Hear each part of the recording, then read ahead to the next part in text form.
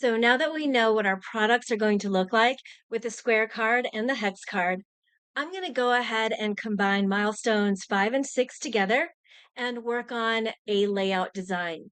Once I get that design put together with both of those types of cards, we're going to go over to Jen's and get proofs approved so that we can send out for our prototype. And I am so excited because that's going to be the end of making the game. Let's roll on over to Jen's place. We are proofing.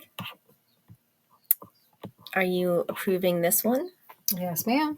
Right, And we so- got our little robots and space motif, which is so adorable. I love the colors and everything, getting them together, seeing everything together. That looks really good. And the font for the letters is the Open Dyslexic font, so it's accessible for people. Like me. Yes, exactly. We want people to be able to recognize at first glance what every letter is and not get confused. So we're going to go ahead and approve this. Yep. Awesome. Okay, next one.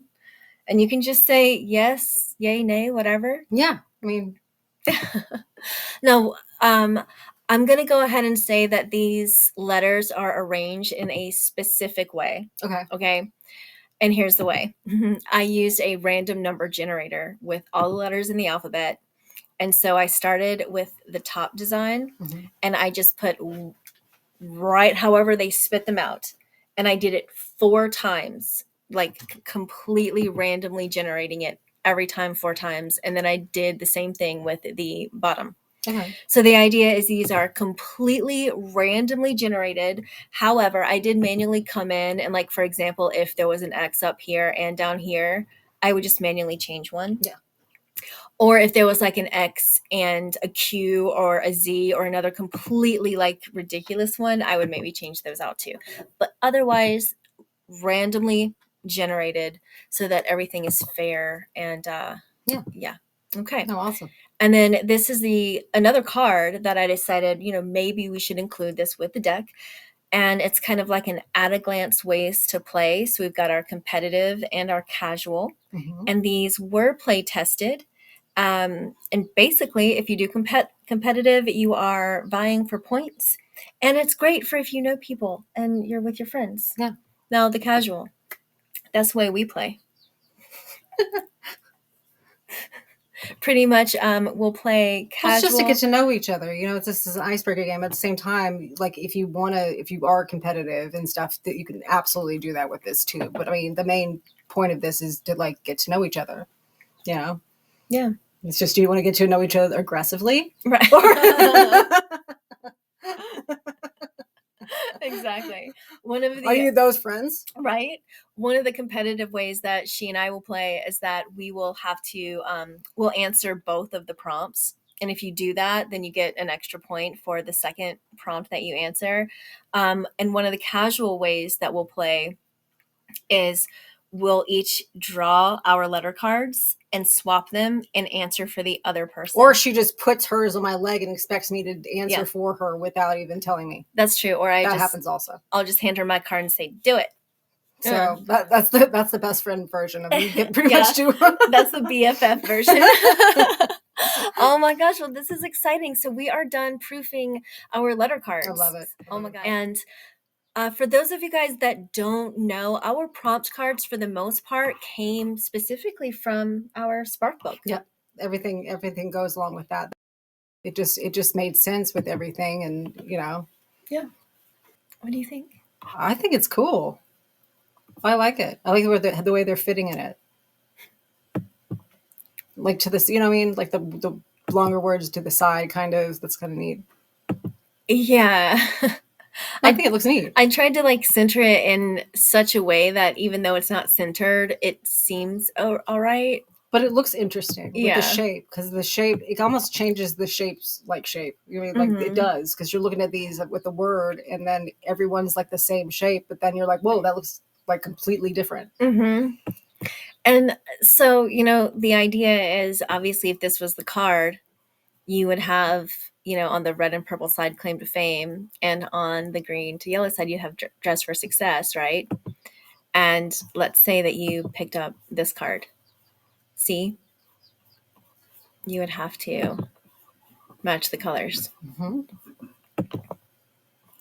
So I think we're going to go ahead and approve these. And as you can see, for the most part, these are also randomly generated from a list of things from our Spark book and you know, whatnot. But I did try, if I had to go in and manually, I had to try and put in like maybe topics that were completely different from each other, sort of spiritually speaking. Yeah. To give people more opportunity to be like, maybe they don't want to sell themselves because they are super introverted, but because they're introverted, they could definitely talk about a staycation where they don't have to go anywhere, exactly. you know? So that was kind of the logic with some of these, you know? Yeah. All right, cool. Yay. This is our layout. Obviously this is the layout, plus this is our proof. Like, this is what it's actually going to look like full layout file, and Very this true. is what it's going to look like when it's on the card with the rounded edges, everything. Like, this is our actual proof. I love a rounded edge. Yes. Okay. Especially when you're clumsy people and you stab yourself. Oh my God, yes. And you don't have to worry about bending. Oh, I hate that. I just think it looks classier like that. I think the rounded edge just looks so much classier. I agree. And it's always nice to have rounded edge instead of, you know, sharp edges. Yes. Yes. Don't poke people in the eye. No. Don't do it. All right. Well, this is exciting because this is literally like milestone 5 and 6. That goes to the competitive version too, of like poking people in the eye, like a ninja, like a ninja star. Yeah, we don't want ninja stars. No, don't use your cards as ninja stars, people. Yes, Well, that about does it. We have gone through all 6 milestones. We've taken our idea into a concept for an accessible visual design, accessible mechanics and gameplay, and we have finally approved the proofs. Well, all right. This is amazing. So yeah, we have our proofs done now, and we are ready to. That's 6, baby. We done. Yeah, we done. We're ready to go to prototype. All right. So excited. Our baby's gonna be born. As a bit of a bonus, we've decided to include an example gameplay. This way, you get to see exactly how the cards interact with each other.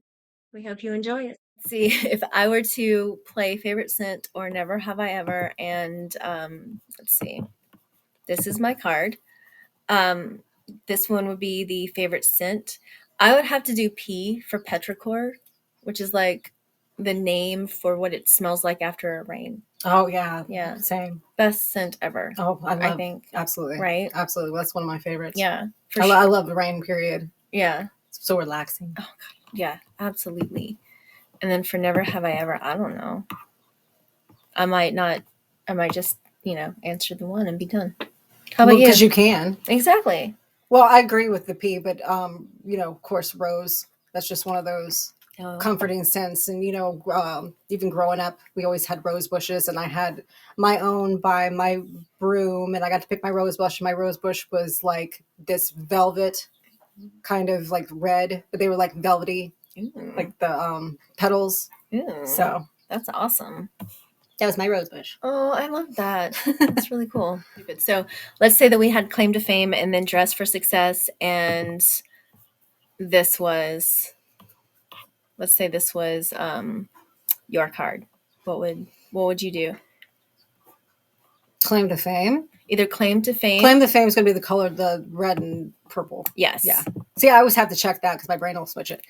I mean, I'm a singer. Yeah, you're a singer. Absolutely. Singer. Right.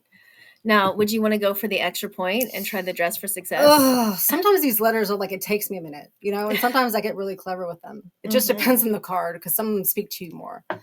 Yes, I know exactly what you mean. Yeah. I don't know. I don't know.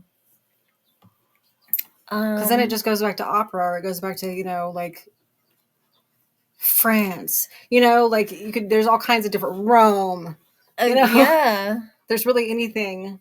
That's true. That kind of pings you, like either a story or something that connects to you or something you love. Like, I want to go to all those places. Like that, that would be, you would dress as if you were there. Well, I have, and I would like to. Yeah. I think for me, I would take it like if I was gonna do dress for success, I think that I would be like, you know what am I actually wearing? And I would have to do F, but I would have to be silly about it, and I would have to say frock, because the idea is that I like to wear dresses, because at the end of the day, I'm too lazy to match a top and a bottom, and then also now I have two items of clothing that I've got to wash and then put away. No. So it's just one dress, which is a frock. So I would say I dress for success by using my tools, which is and making her life simpler. Yes, exactly. So frock would be what I would do. Now it is time to send off for our prototype and turn this game into a reality. Thank you so much for joining us on our journey of making the game.